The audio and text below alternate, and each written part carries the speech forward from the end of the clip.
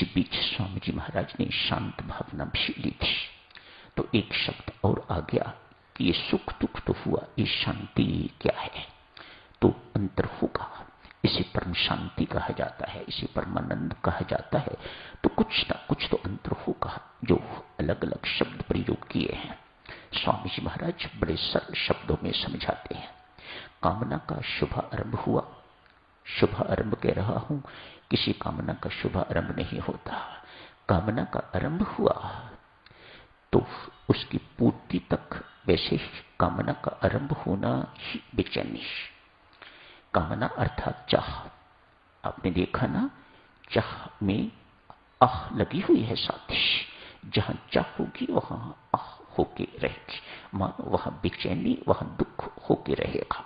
किसी भी प्रकार की कामना है तो कामना शुरू हुई, पूर्ति तक जो बेचैनी रहती है उसे दुख कहा जाता है। बड़े सरल शब्दों में समझने की हम सब कोशिश करते हैं ताकि जो मुख्य बातें हैं वह याद रहें। हमें कोई परीक्षा नहीं देनी, हमें कोई ज्ञानी ध्यानी नहीं बनना है। हमें तो जो सार है वह हमें जानना है, वह क्या है। तो दुख क्या हुआ?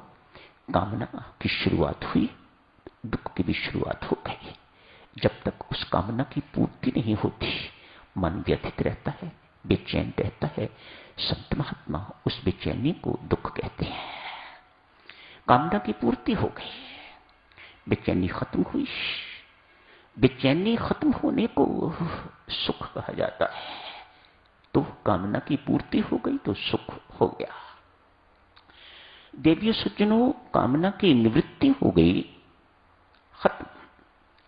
मत सोचो कि कामना की निवृत्ति बहुत कठिन काम है। मैं प्रश्न पूछता हूं, यदि कामना की निवृत्ति कठिन काम है, अति कठिन काम है, तो कामना की पूर्ति क्या आसान काम है? कौन कामना की पूर्ति कर पाता है? कोई है माई का लाल जो अपनी हर कामना की पूर्ति कर पाए? नहीं। जब तक उसकी कामना नहीं होती, जब तक उसकी इच्छा नहीं होती जो हमारे भीतर विराजमान है, जब तक वह ये नहीं चाहता कि ये इसकी कामना पूरी हो, तब तक कोई माई का लाल अपनी कामना को पूर्ण नहीं कर सकता।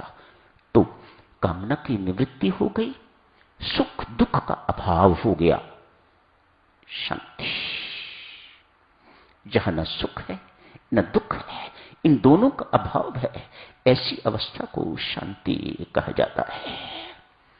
उस दिन आप जी से अर्ज की थी, जैसे एक सरोवर है, उसमें आप अनुकूल पत्थर फेंकिए, प्रतिकूल पत्थर फेंकिए, हलचल मचेगी।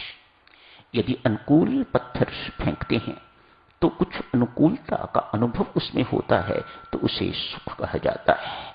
यदि प्रतिकूलता का पत्थर फेंकते हैं तो उसमें कुछ प्रतिकूलता आती है, तो उसे दुख कहा जाता है। सरोवर का ये स्वभाव नहीं है। ये क्यों हलचल बची? पत्थर फेंकने से। सरोवर का स्वभाव क्या है? स्थिर रहता है, शांत रहता है। उसके अंदर किसी प्रकार की कोई वेव्स, कोई लहरें इत्यादि नहीं उठती। उस अवस्था को शांति कहा जाता है। ये लहरों का उठना, चाहे अनुकूल पत्थर मारा चाहे प्रतिकूल पत्थर मारा, इस लहरों को उठने को ही सुख या दुख कहा जाता है। इनसे रहित शांति। चित्त का स्वभाव भी, हमारे अंदर चित्त है, चित्त भी स्वभावतः शांत है। उसके अंदर दुख सुख की अनुभूति नहीं है। आत्मा शांत स्वरूप आपने पढ़ा, उसके अंदर भी शांति है, परम शांति है। परमात्मा कहिए, आत्मा कहिए, एक ही बात है साधक। उस परमात्मा ही आत्मा के रूप में हमारे अंदर विराजमान है। गीताचार्य भगवान श्री कृष्ण स्वयं स्पष्ट करते हैं, मैं सबके हृदय में विराजमान हूं। तो वह आत्मा शांत है, चित्त बिल्कुल शांत है, उसका स्वभाव बिल्कुल शांत है, उसमें सुख दुख बिल्कुल नहीं है। सुख दुख बाहर से आते हैं और इस शांति को ढक लेते हैं। देखो ना, स्वभाव यदि शांत है तो फिर हमें सुख दुख की अनुभूति कैसे होती है? संत महात्मा बड़े सरल शब्दों में समझाते हैं।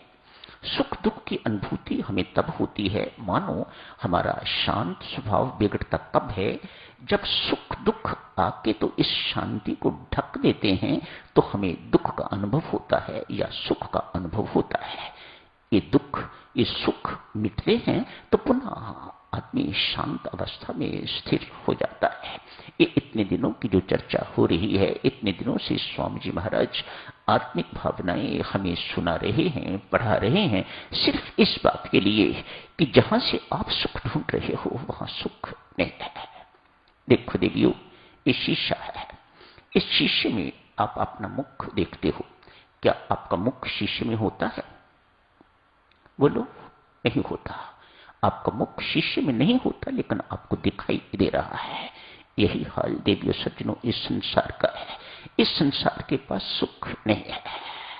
कोरे कागज पर लिखवा लीजिएगा, इस संसार के पास सुख नहीं है, लेकिन हम भटक तो संसार में ही रहे हैं इस सुख की प्राप्ति के लिए। इसी भूल को दुरुस्त करने के लिए साधकों ये आत्मिक भावनाएं स्वामी जी महाराज वर्णन कर रहे हैं।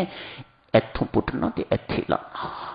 बुल्ले शाह कहता है, इत्थों पुटना रब दा की भावनाएं, इत्थों पुटना ते इत्थे लावनाएं। मानो इस संसार से इसे उखाड़ के तो परमात्मा पर लगाना ही जीवन का लक्ष्य, प्रभु प्राप्ति का साधन है। आदि शंकराचार्य सदगुरु किसी जिज्ञासु ने उनसे प्रश्न किया, जिस भगवान की आप चर्चा करते हो, जिस ब्रह्म की आप चर्चा करते हो, क्या कभी आपने उसे देखा है? हां, मैं रोज देखता हूं, आदि शंकराचार्य जी ने जवाब दिया। मुझे क्यों नहीं दिखाई